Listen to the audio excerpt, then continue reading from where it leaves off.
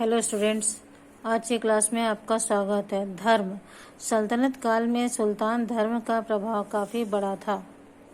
इस्लाम धर्म का प्रभाव काफ़ी बढ़ा। भारत में इस्लाम का आगमन कई सदियों पहले हो गया था। यह धर्म पश्चिमी तट पर अरब व्यापारियों के साथ आया था। सुल्तानों ने इस्लाम का काफ़ी बढ़ावा दिया। उन्होंने बड़ी बड़ी मस्जिदें बनवाई और इस्लामी संतों व धार्मिक विद्वानों को बहुत दान में दिया।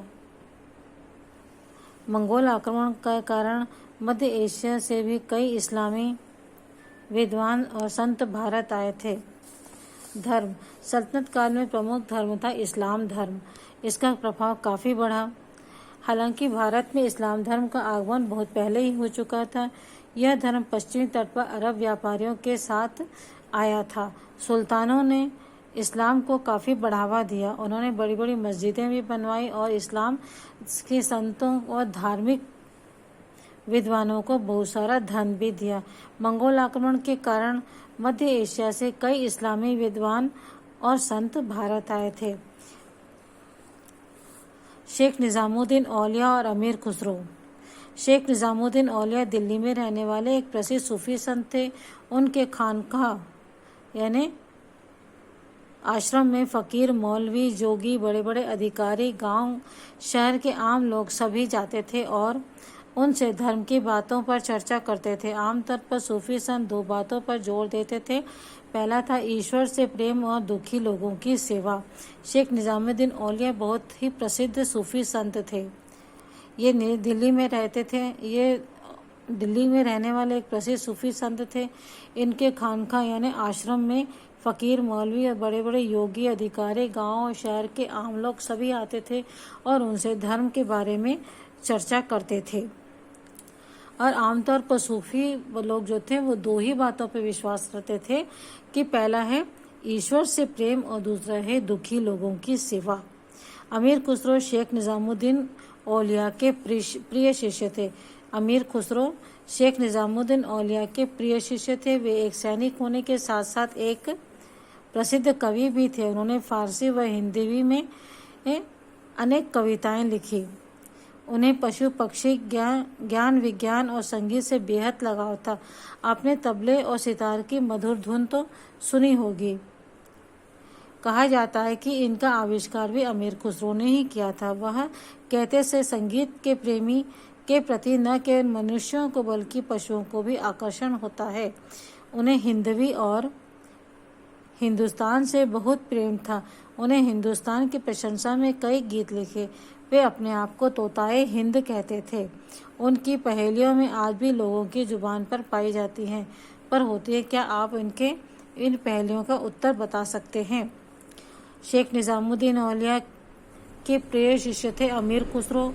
वे एक सैनिक थे, लेकिन सैनिक होने के साथ साथ वे एक प्रसिद्ध कवि भी थे और वे फारसी और हिंदी में हिंदी का ही पुराना नाम है हिंदवी में अनेक कविताएं लिखी थी। उन्हें भारत से बहुत प्रेम था और पशु पक्षी और ज्ञान विज्ञान और संगीत से उन्हें बेहद प्यार था और वे भारत से भी उन्हें बेहद लगाव था।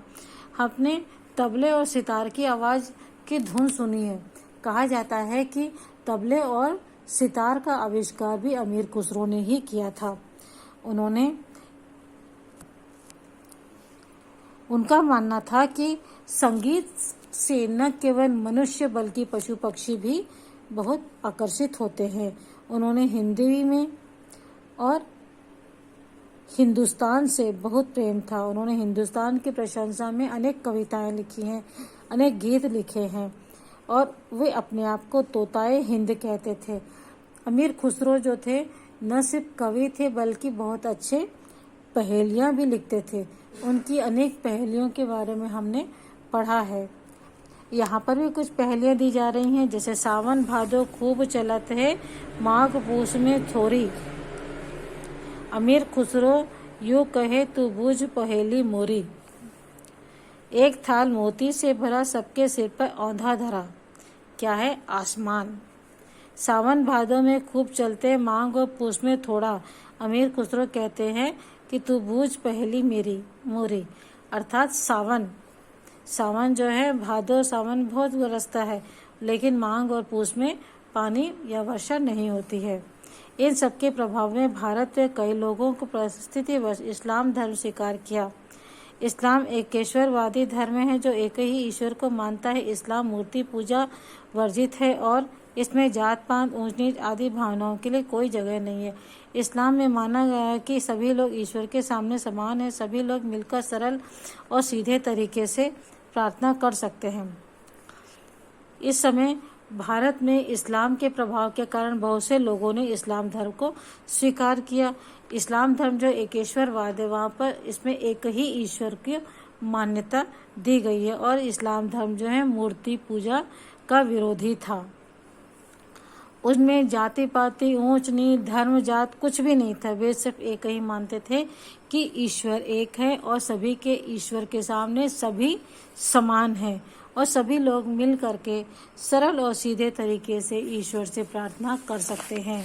सल्तनत काल में की स्थापना के पूर्व इस्लाम कई धाराएं और संप्रदाय बन गए, जैसे शिया, सुन्नी, सूफी, इस्लामी आदि। इन सभी संप्रदायों से संबंधित मुसलमान विद्वान व संत भारत में बस गए। पहले मुसलमान में केवल एक ही धर्म था, मुस्लिम, लेकिन बाद में इसमें अनेक धाराएं बन गई, संप्रदाय बन गए, जैसे शिया, सुन्नी, सूफी, इस्लामी आदि। इन सभी संप्रदायों से संबंधित मुसलमान और विद्वान व संत भारत में बस गए थे। सल्तनत काल में इस्लाम व हिंदू धर्म के विभिन्न संप्रदायों के बीच विचारों के आदान प्रदान और मेल मिलाप हुआ। इस्लाम के एकेश्वरवाद ने हिंदू संतों पर गहरा प्रभाव छोड़ा। उसी तरह धर्म पर एक ही ईश्वर की भक्ति की बात कहते हैं। उसी तरह योग और गीता का गहरा प्रभाव इस्लामी संतों पर भी पड़ा। कई संत इस नतीजे पर पहुंचे कि सभी धर्म एक ही ईश्वर की भक्ति की बात करते हैं। वे विभिन्न धर्मों के बीच अंतर को मिटाना चाहते थे। ऐसे ही संत थे कबीर और नानक। कबीर और नानक जैसे संत ऊंच नीच जात पात का विरोध करते थे, साथ ही सभी धर्मों में आडंबर पाखंड समाप्त करना चाहते थे। वे ईश्वर के प्रति सच्चे प्रेम और मानवता के मूल्यों को बढ़ावा देना चाहते थे। छत्तीसगढ़ में सर्वधर्म समभाव, सामाजिक सद्भाव की भावना सर्वत्र विद्यमान थी। सल्तनत काल में हिंदू धर्म और इस्लाम धर्म के विभिन्न संप्रदायों के बीच विचारों का आदान प्रदान होता था। वे आपस में बातचीत करते थे, अपने धर्म से संबंधित बातों को एक दूसरे से शेयर करते थे, और मेल मिलाप भी था उनके बीच में। इस्लाम के एकेश्वरवाद का हिंदू के विद्वानों पर और संतों पर गहरा प्रभाव पड़ा। उसी तरह योग और गीता का प्रभाव इस्लामी समाज के संतों पर भी पड़ा था। कई संत इस नतीजे पर पहुंचे कि सभी धर्म एक ही ईश्वर की भक्ति की बात कहते हैं।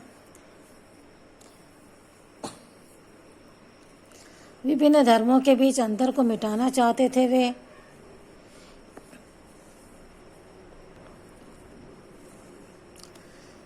योग और गीता का भी इस्लाम के संतों पर गहरा प्रभाव पड़ा। कई संत इस नतीजे पर पहुंचे कि सभी धर्म एक ही ईश्वर की भक्ति का मार्ग बताते हैं। वे सभी धर्मों के बीच अंतर को मिटाना चाहते थे कि सभी धर्म अलग अलग है, नहीं, सभी धर्म एक हैं। सभी धर्मों को मानने वाला एक है और हम ही हैं जो उसमें अंतर करते हैं। मनुष्य ही है जो उसमें अंतर करता है। एक ही ईश्वर की भक्ति की बात कहते हैं। और ऐसे ही संत थे कबीर और नानक, जो कि एक ही ईश्वर में विश्वास करते थे।